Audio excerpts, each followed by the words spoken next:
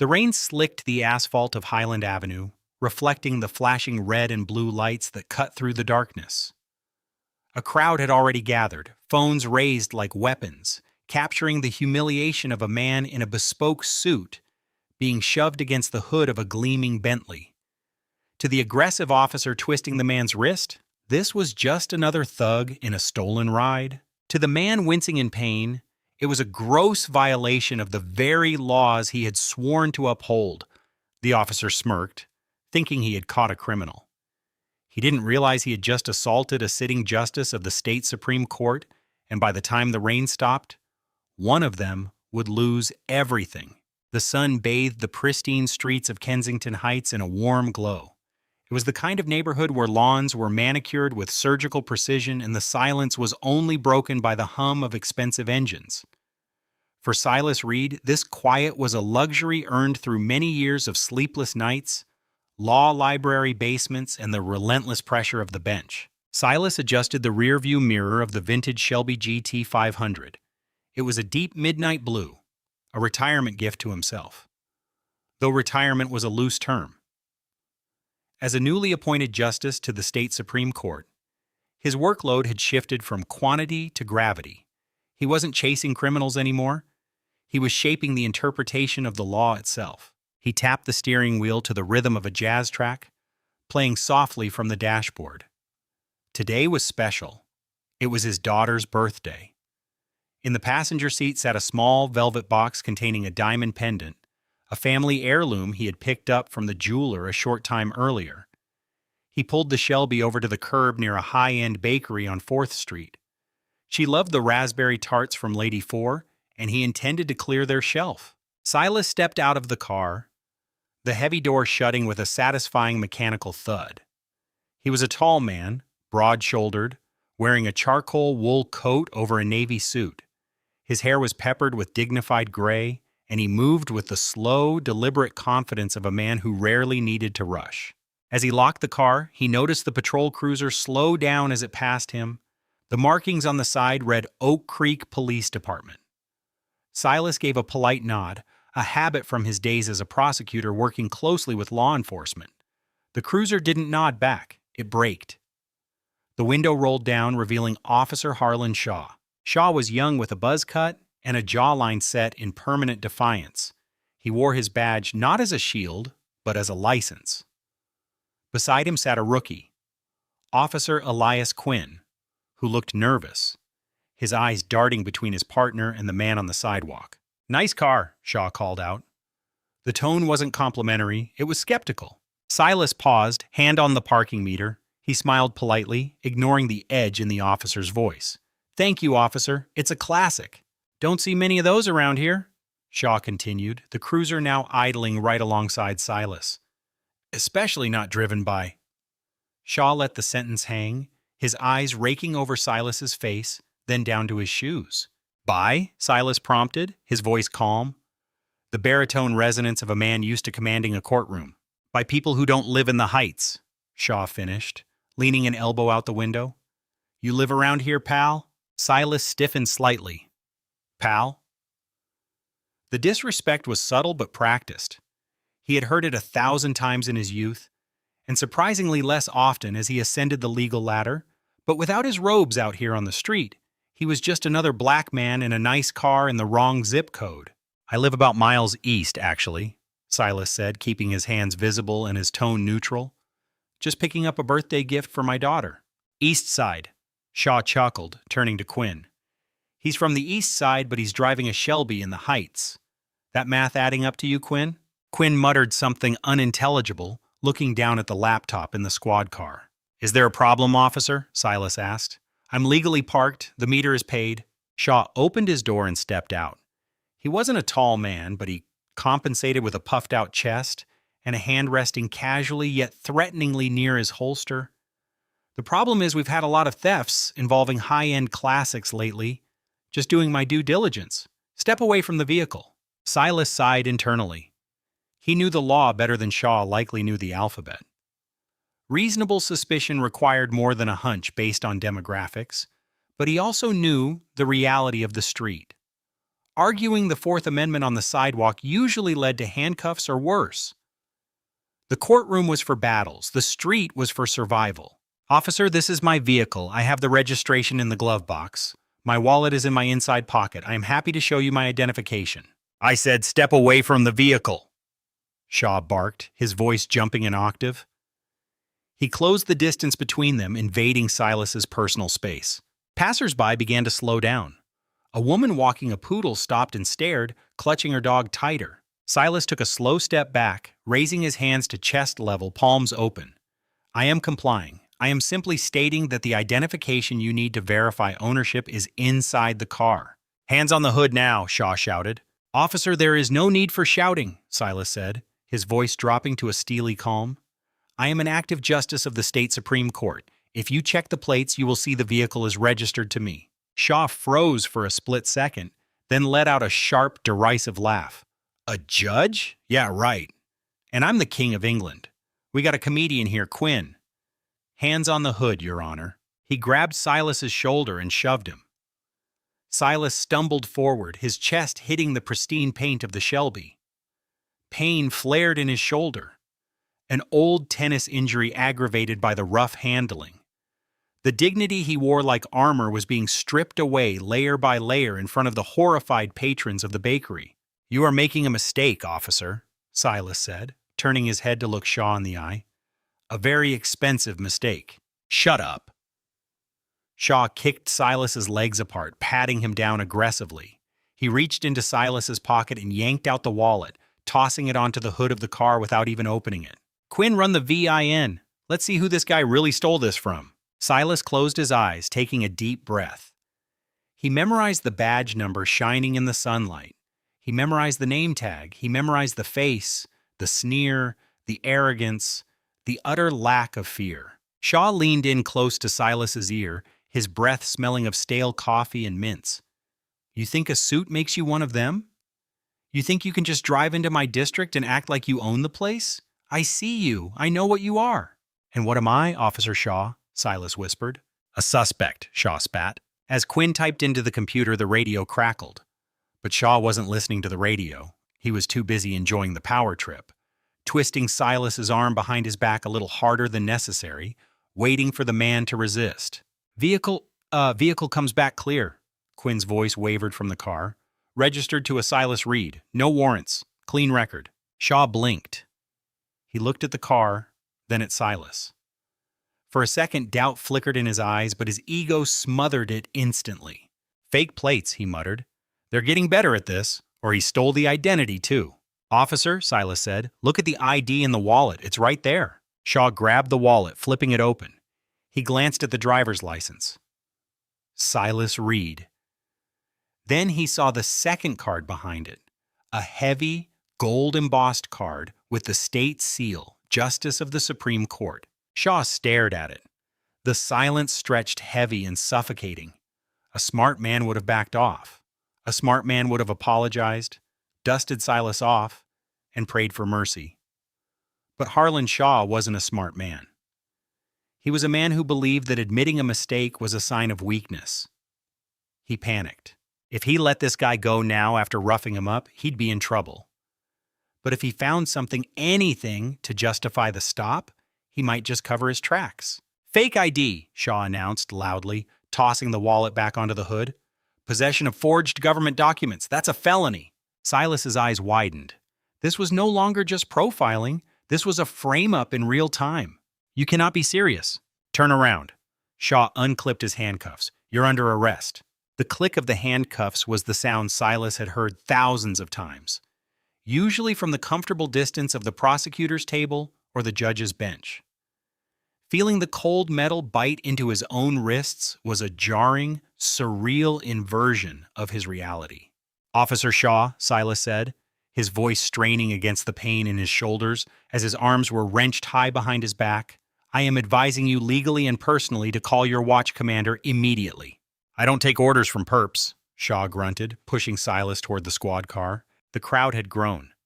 Smartphones were recording every angle. A young woman in a barista apron shouted, "He didn't do anything. He was just parking." Back up, Shaw yelled at the bystanders, his hand dropping to his baton. Interfering with an arrest is a crime. Back the hell up. He shoved Silas into the back of the cruiser. The hard plastic seat was unforgiving. The interior smelled of industrial cleaner and old sweat. Silas, a man of considerable stature, had to contort his legs to fit. The humiliation was total. He watched through the wire mesh as Shaw high-fived Quinn, who looked like he was about to be sick. Shaw got into the driver's seat. You see that, rookie? You don't let them talk their way out of it. You control the scene. Brian, I don't know, Quinn whispered. That ID looked real, and the car came back to him. If he's actually a judge. He's not a judge, you idiot, Shaw snapped, throwing the car into gear. Judges are old white guys named Resolute or Harrison. This guy's a grifter, probably washes money for the cartel. We just made the bust of the month. As the cruiser pulled away, Silas closed his eyes and began to count. He needed to keep his heart rate down. He needed to think like a lawyer, not a victim. He mentally cataloged every procedural error: lack of probable cause, excessive force, failure to verify identification, failure to Mirandize. The ride to the 4th precinct was a blur of aggressive turns and sudden stops. Shaw was driving angrily, perhaps trying to shake the growing pit of anxiety in his own stomach. They arrived at the precinct sally port. The heavy garage doors rolled down, sealing them inside the concrete belly of the station. Shaw hauled Silas out of the car. Walk, Shaw commanded. They entered the booking area. It was chaotic. An evening in the city meant drunk and disorderly, petty thefts and domestic disputes. The air was thick with noise. Sitting at the booking desk was Sergeant Victor Ellison. Ellison was an old-school cop, a man who had survived decades on the force by knowing when to act and when to listen. He was sipping lukewarm coffee when Shaw marched Silas in. Ellison looked up. He saw Shaw looking flushed and triumphant. Then he looked at the prisoner. Ellison squinted. He put down his coffee cup slowly. Shaw, Ellison said, his voice low. What do you have here? Grand theft auto, possession of forged government documents, resisting arrest, Shaw recited, puffing his chest. Caught him with a stolen Shelby GT 500. Had a fake ID saying he was some kind of Supreme Court justice. The booking room went quiet. The other officers paused their conversations. Ellison stood up. He walked around the desk, his eyes fixed on Silas. He looked at the tailored suit, now rumpled and dusty. He looked at the expensive watch on Silas's wrist, but mostly he looked at Silas's face. Ellison had testified in court hundreds of times. He knew the judges. He knew the prosecutors. Unlock him, Ellison said. What? Shaw blinked. Sarge, this guy's dangerous. I said unlock him now, Ellison roared, the sound echoing off the concrete walls. Shaw jumped. He fumbled for his keys. Sarge, I'm telling you, the ID is fake. He claims to be Justice Silas Reed, Ellison finished the sentence. Appointed to the state Supreme Court, formerly the district attorney for reckless homicide cases, the man who put away the gang leaders in the Operation Ironclad bust. Shaw's key froze in the lock. The color drained from his face so fast it looked like he might faint. You know him? Every cop worth his badge knows him, Shaw, Ellison said, his voice trembling with suppressed rage. Because he's the one who signs the warrants for the biggest cases in this state. The cuffs clicked open. Silas rubbed his wrists, grimacing. Deep red welts had formed where the metal had dug in. He straightened his coat, dusting off the shoulder where Shaw had shoved him. Silas looked at Ellison. Thank you, Sergeant.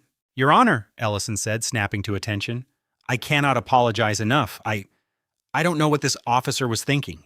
He wasn't thinking, Sergeant, Silas said calmly, but his eyes were burning cold fire. He turned his gaze slowly toward Shaw.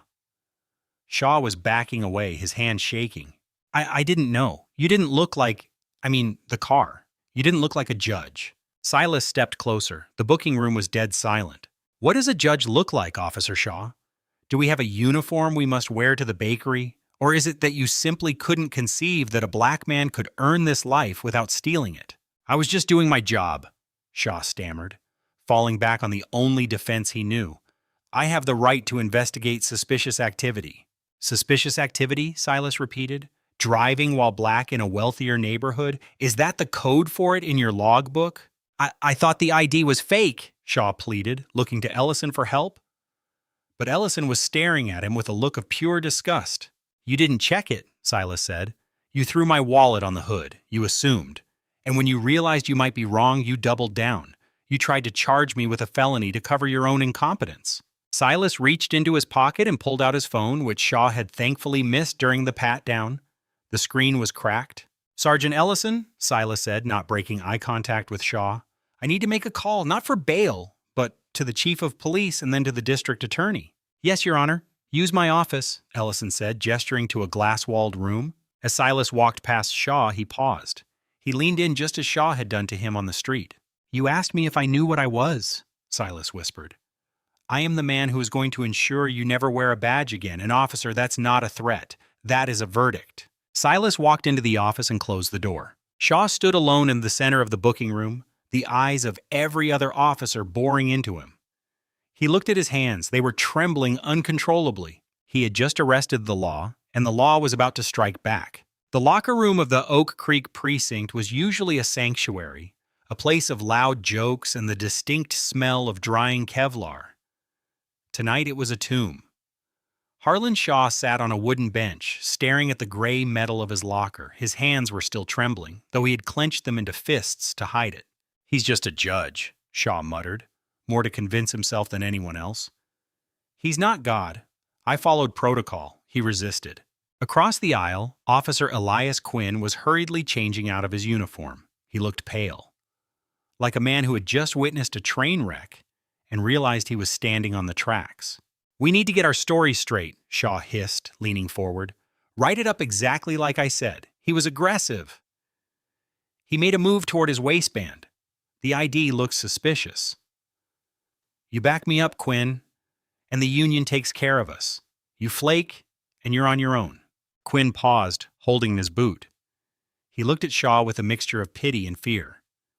"Garrett, I saw the sergeant's face. I saw the chief running down the hallway. This isn't a parking ticket dispute. You arrested a Supreme Court justice on his daughter's birthday." "So what?" Shaw snapped. "Cops make mistakes. Qualified immunity, kid. Look it up. We're untouchable as long as we acted in good faith." "Good faith?" Quinn dropped his boot. "You called him a thug, Garrett. You laughed at him." Before Shaw could respond, the locker room door banged open. It wasn't the sergeant. It was Officer Blaine from the Cybercrimes Unit, holding a tablet. He looked breathless. "You guys need to see this," Blaine said, walking straight to Shaw. "It's trending, #1 in the state, climbing nationally." Shaw grabbed the tablet.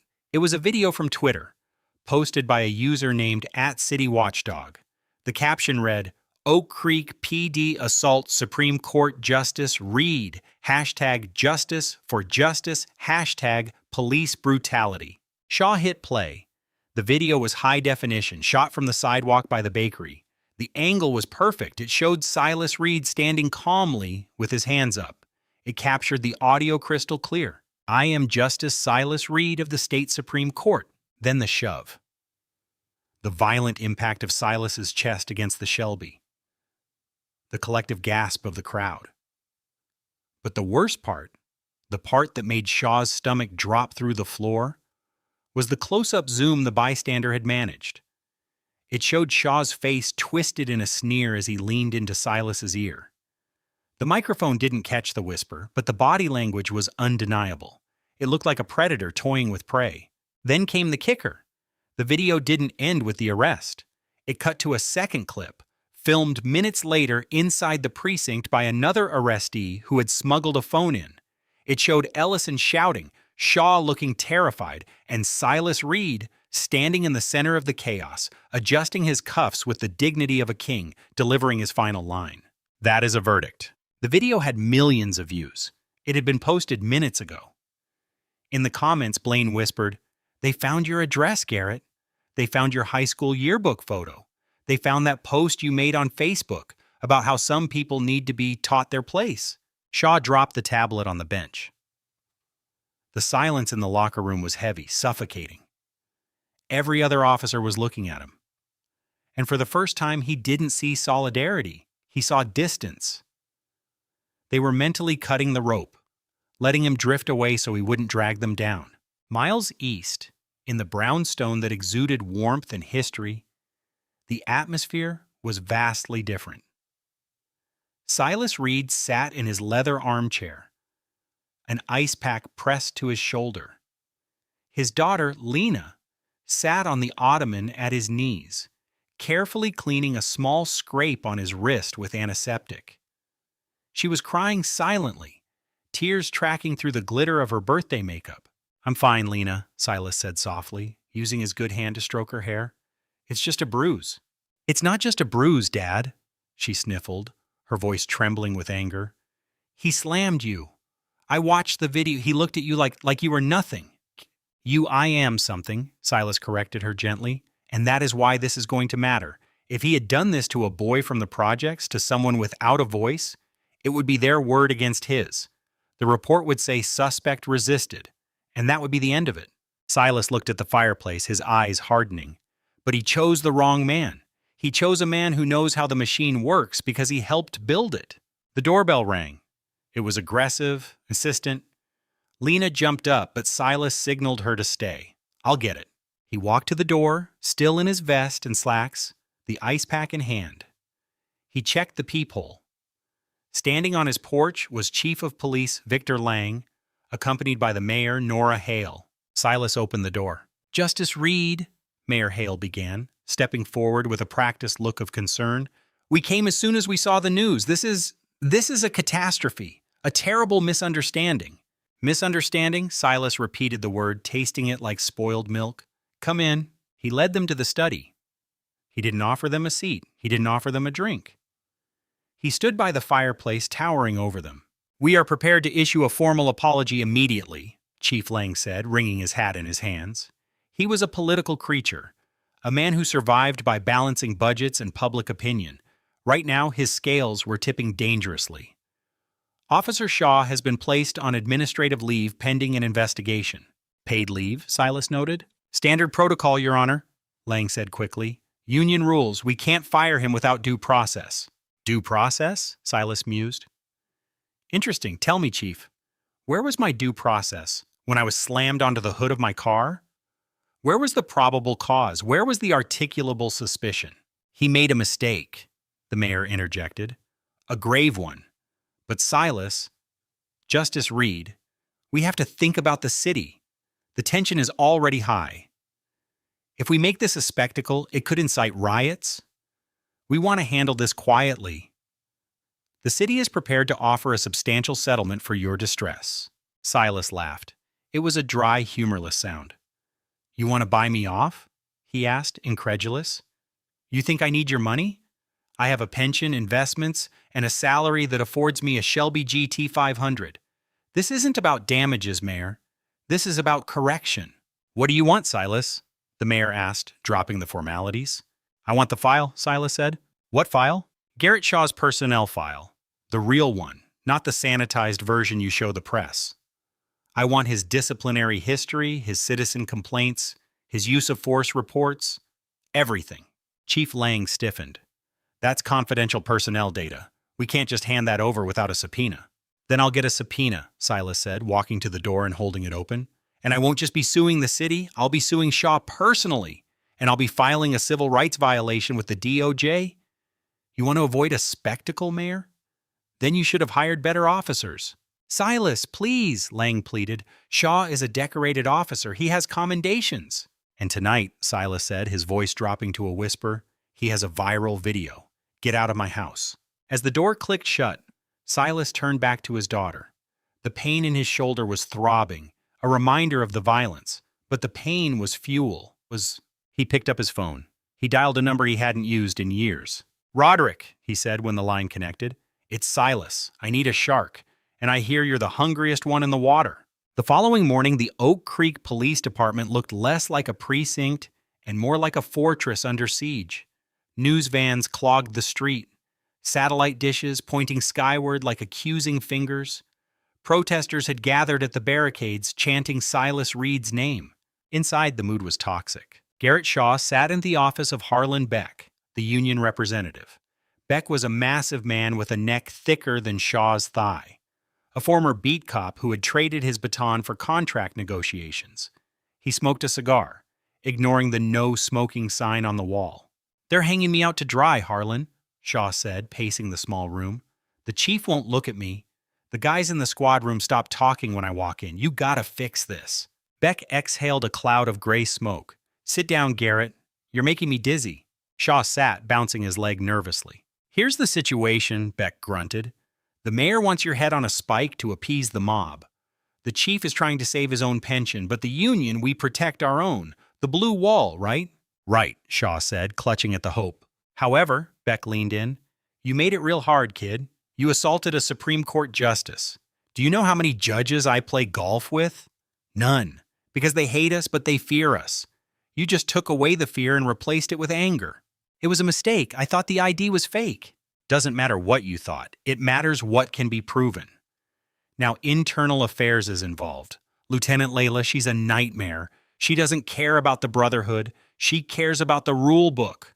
What do I do? Shaw asked, his voice cracking. You shut up, Beck said. You don't talk to the press. You don't talk to your buddies. You stay home. You collect your check, and you let me delay this.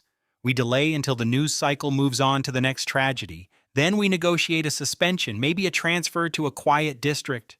We can save your job, Garrett, but you have to be invisible. Shaw nodded, feeling a wave of relief. The union had his back. The system was designed to protect him. He just had to wait it out. But Silas Reed had no intention of letting the clock run out. Later, Silas stood on the steps of the courthouse. He wasn't wearing his judicial robes. He was wearing a sharp three-piece navy suit. Beside him stood Roderick Wright, a personal injury attorney known for destroying corporations and insurance companies. Roderick was short, bald, and had a smile that looked like a jagged rift in concrete. A sea of microphones was thrust towards them. Ladies and gentlemen, Roderick Wright projected his voice, cutting through the chatter.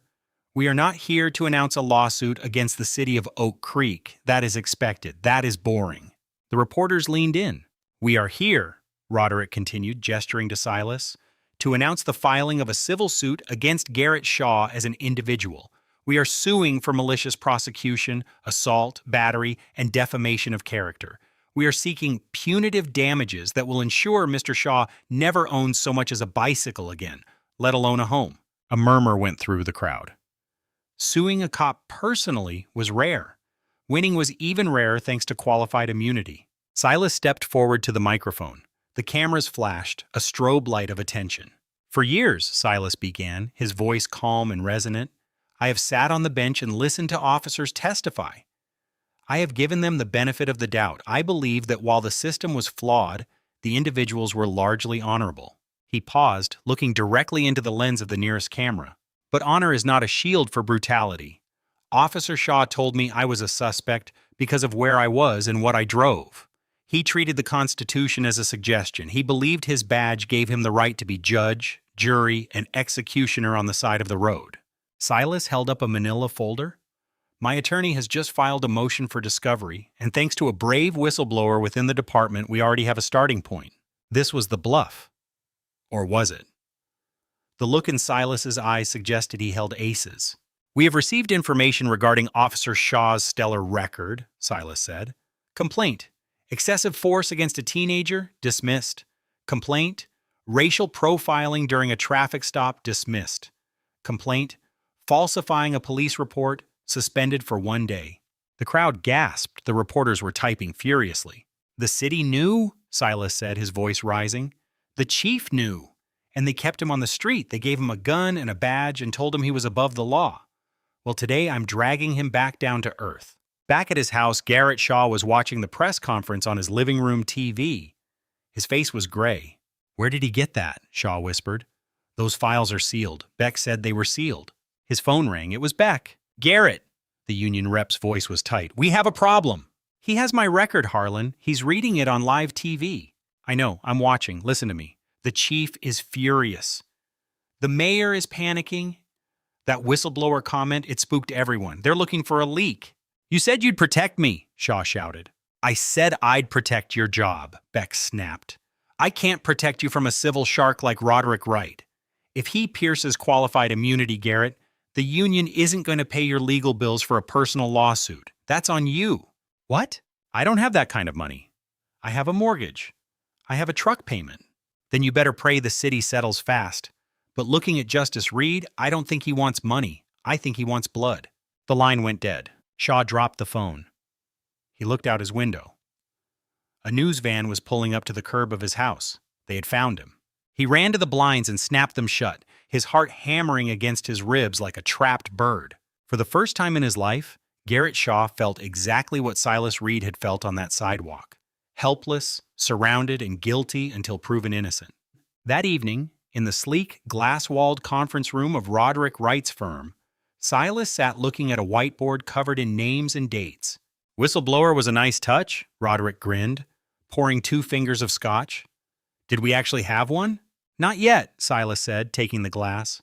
"But Quinn looked like he was about to vomit in the booking room. He's the crack in the dam. We just need to apply pressure." "You want to depose the rookie?" Roderick asked. "No," Silas said, staring at the photo of Shaw on the board. "I want to depose the chief. I want to put Lang under oath and ask him why he signed off on Shaw's retention after the falsified report. I want to make the city choose. Save the chief or sacrifice Shaw." "That's dangerous, Silas. You go after the chief and the whole department turns on you. No more police protection for your house. No more friendly nods in the hallway." Silas took a sip of the scotch. It burned, a clean, sharp heat. "I don't want their protection, Roderick. I want their accountability." Silas pulled a document from his briefcase. It wasn't a legal filing. It was a letter of resignation from the Supreme Court. "You're stepping down?" Roderick asked, shocked. "If I stay on the bench, they'll say I'm using my office to influence the case. They'll call it a conflict of interest," Silas said. "I'm retiring. I'm going to fight this as a private citizen. I'm going to strip away every excuse they have."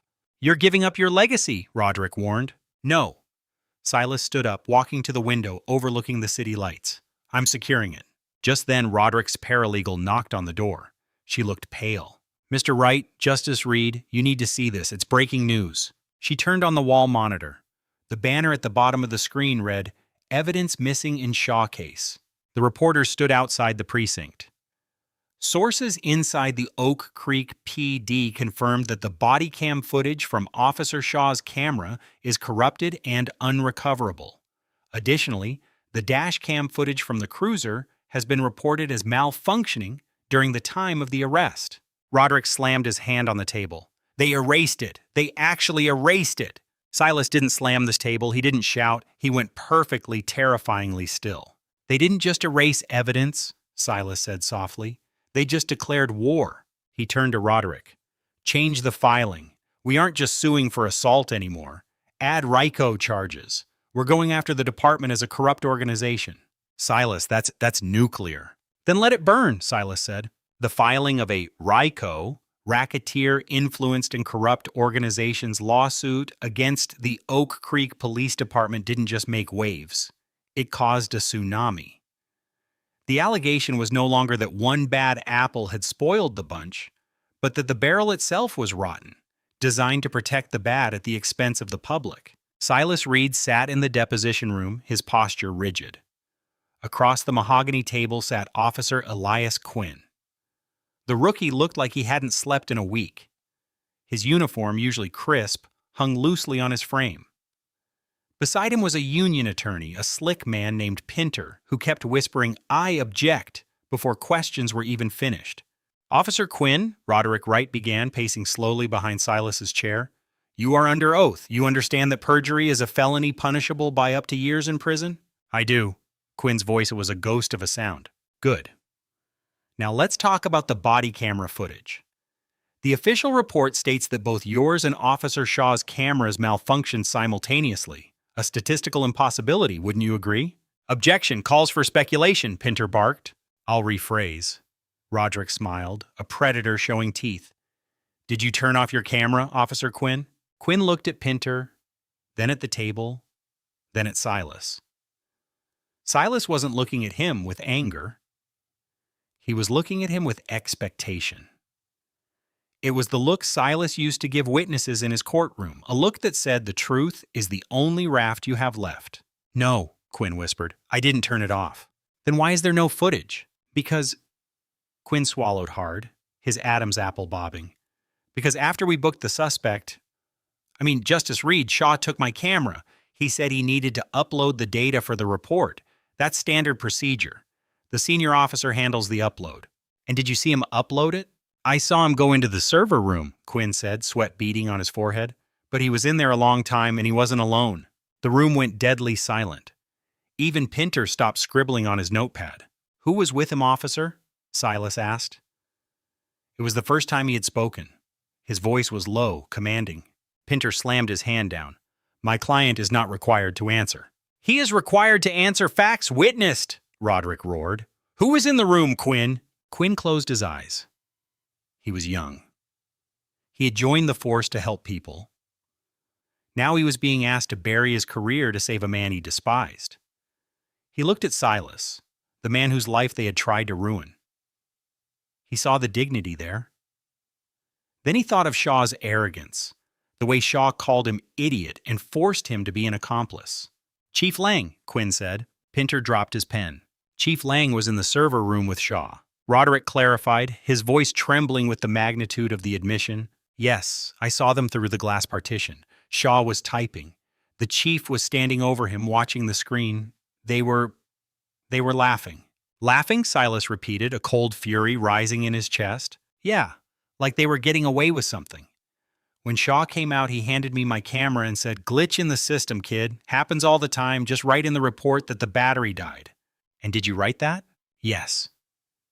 Quinn began to cry, silent tears tracking down his cheeks.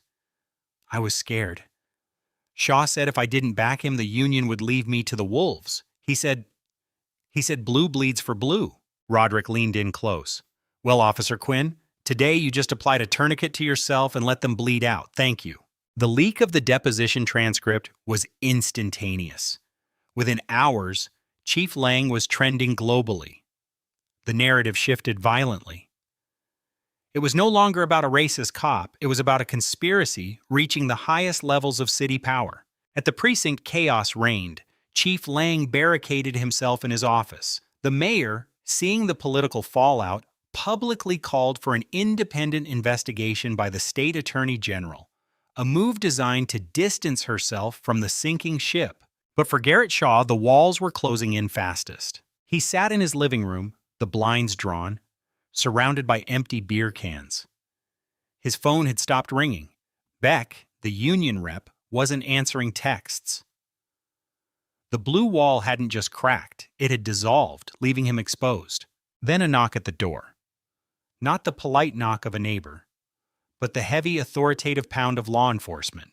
Shaw stumbled to the door, peering through the peephole. It wasn't the local PD, it was the state police. And in the driveway, a black SUV with federal plates. The FBI. He opened the door. "Garrett Shaw." A tall agent in a windbreaker flashed a badge. "I'm Agent Silas Grant, FBI Civil Rights Division. We have a warrant for your arrest." "Arrest?" Shaw laughed, a hysterical, broken sound. "For what, a traffic stop?" "For deprivation of rights under color of law, conspiracy to obstruct justice, and tampering with evidence," the agent recited. "And Mr. Shaw, your partner, Quinn, just gave us the hard drive from his home computer." Shaw froze. "He didn't just trust the server," the agent smirked. "The kid made a local backup of his cam footage before he handed the camera to you. He figured you might try something. Turns out he was the only smart cop in the building." Shaw felt his knees give way. The glitch wasn't a glitch. The evidence existed, the video of him shoving a Supreme Court justice, the audio of his slur, the footage of him deleting files with the chief. It was all there. "Turn around," the agent commanded. Shaw turned. The handcuffs clicked shut. They felt tighter than the ones he had put on Silas. They felt permanent. The trial of the people versus Garrett Shaw and Reed versus the city of Oak Creek became the most watched legal event of the decade. It wasn't held in the local courthouse. The venue was moved to the state capitol to ensure an impartial jury, though finding anyone who hadn't seen the viral video was nearly impossible. Silas Reed sat in the front row. He was no longer a justice. He had resigned as promised to pursue this fight without the shackles of judicial ethics. He sat as a private citizen, a father, and a black man who refused to be a victim. The prosecution, led by a ruthless assistant U.S. attorney, played the recovered footage on a massive screen. The courtroom watched in stunned silence. They saw the Shelby pullover. They heard the jazz music. They saw Shaw's sneer. You think a suit makes you one of them? The jury flinched at the sound of Silas's body hitting the car, but the damning blow was the second video. The security footage from the server room, recovered by FBI forensics from the ghost data of the hard drive. It showed Shaw and Chief Lang standing over the terminal. Delete it all. Lang's voice was captured on the internal mic of the server tower, a failsafe they didn't know existed. Wipe it. If this gets out, the mayor will have my badge. Make him look like an aggressor in the report. We'll bury him in paperwork until he pleads out. Shaw on screen laughed. Don't worry, Chief. Who's going to believe a boy from the east side over a decorated officer? In the courtroom, the real Garrett Shaw slumped in his chair. He looked small. The arrogance had evaporated, leaving behind a terrified man in a cheap suit that didn't fit. He refused to look at the jury. He refused to look at Silas. When Silas took the stand, the atmosphere shifted. He didn't speak with anger. He spoke with the precise, devastating clarity of a man who had spent his life interpreting the truth. Mr. Reed, the defense attorney tried, his voice shaky, is it not true that you were argumentative, that you refused to comply with a lawful order? Silas adjusted his glasses. An order based on an unlawful premise is not lawful, counselor. It is tyranny disguised as procedure.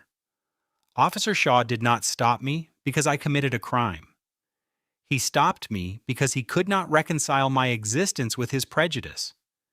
He saw a car he wanted, driven by a man he despised, and he decided to put me in my place. My resistance was not to the law, it was to the violation of it. The jury nodded. The defense attorney sat down, defeated. Then came the turn of the chief. Lang had cut a deal. In exchange for a lighter sentence, he testified against Shaw. He painted Shaw as a loose cannon, a rogue cop who had manipulated the situation. It was a lie, but it sealed Shaw's fate. The rats were eating each other. The verdict came back in hours, guilty on all counts. But the criminal conviction was only the first hammer to fall. The second was the civil judgment. The jury in Silas's civil suit didn't just want to compensate him. They wanted to send a message to every precinct in the country. They awarded Silas millions in compensatory damages from the city, but against Garrett Shaw personally, they awarded millions. Shaw didn't have millions. He didn't have thousands. After the verdict was read, Silas walked over to the defense table. The bailiffs tensed, but Silas raised a hand. He leaned down to Shaw, who was weeping with his head in his hands.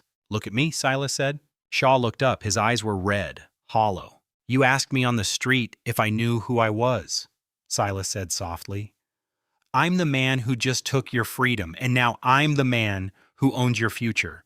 Every paycheck you ever earn, every asset you ever acquire belongs to me until that debt is paid. You will never have a moment of financial peace again." "I'm sorry," Shaw choked out. "I'm so sorry." "I know," Silas said, standing up and buttoning his jacket. "But apologies don't erase records, Mr. Shaw. Only justice does." In the time that followed, the rain slicked the pavement of Highland Avenue, much like it had on that fateful night. But the flashing lights were gone. The bakery was warm and inviting. Silas Reed sat at a window table at Lady 4, sharing a raspberry tart with his daughter Lena. "How does it feel?" Lena asked, noticing her father staring out at the spot where he had been arrested. "Quiet," Silas smiled. "Peaceful." Peaceful. The fallout had been absolute. Chief Lang was serving years in federal prison. The mayor had resigned in disgrace. The Oak Creek Police Department was under a federal consent decree, forcing a complete overhaul of their hiring and training practices. And Garrett Shaw? Silas took a sip of his coffee. He reached into his briefcase and pulled out a letter he had received that morning from his asset recovery team. Shaw was out on bail pending appeal, but his life was over. The letter confirmed the seizure of Shaw's assets to satisfy the judgment. His truck was gone, his boat was gone, his house in the suburbs had been foreclosed on and sold at auction. The proceeds had been deposited into a trust. Silas hadn't kept a dime. He had used the millions from the city and every cent squeezed from Shaw to start the Reed Legal Defense Fund, a nonprofit dedicated to providing top-tier legal representation for victims of police misconduct who couldn't afford a lawyer. "Dad," Lena said, pointing out the window, "look." Across the street, a man in a neon vest was picking up trash along the curb as part of a court-mandated community service crew. He looked aged, gaunt. He stabbed a piece of wet paper with a spiked stick, his movements sluggish and defeated. It was Garrett Shaw. A luxury car drove by, a black Mercedes.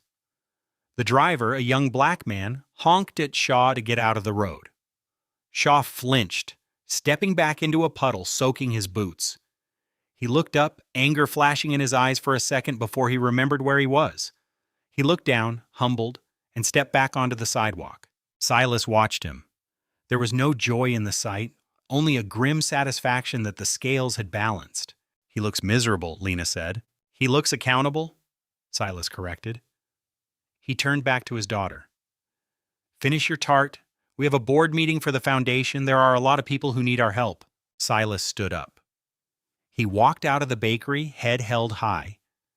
He walked to his car, not the Shelby, which he had auctioned off for charity, but a sensible sedan. He didn't need the flashy car anymore. He didn't need the title of justice. He unlocked the door, paused, and looked at the sky. The storm had passed. The air was clean. As he drove away, he passed Shaw one last time. Shaw looked up, locking eyes with Silas through the glass. There was no sneer this time, no arrogance, just the haunting recognition of a man who had challenged a giant and been crushed by the weight of his own hubris. Silas didn't nod. He didn't smile. He simply kept driving, moving forward, leaving the past in the rearview mirror where it belonged. The system was still broken, the world was still unfair, but on this street, in this city, for this one moment, justice had been served. The downfall of Garrett Shaw wasn't just a legal victory, it was a rebalancing of the universe. He lost his badge, his freedom, and his future because he underestimated the dignity of the man he tried to oppress. Silas Reed proved that while the badge represents power, the law represents truth. And when the two clash, the truth must win. Shaw is now paying for his arrogance every single day, cleaning the very streets he used to terrorize, while the money from his liquidated life funds the defense of the people he used to target. It's a harsh lesson, but a necessary one. Karma doesn't possess a badge, and it doesn't need a warrant. If you enjoyed this story of justice served cold, please hit that like button. It really helps the channel grow. Don't forget to share this video with someone who needs to see karma in action, and subscribe for more dramatic stories of underdogs fighting back. See you in the next one.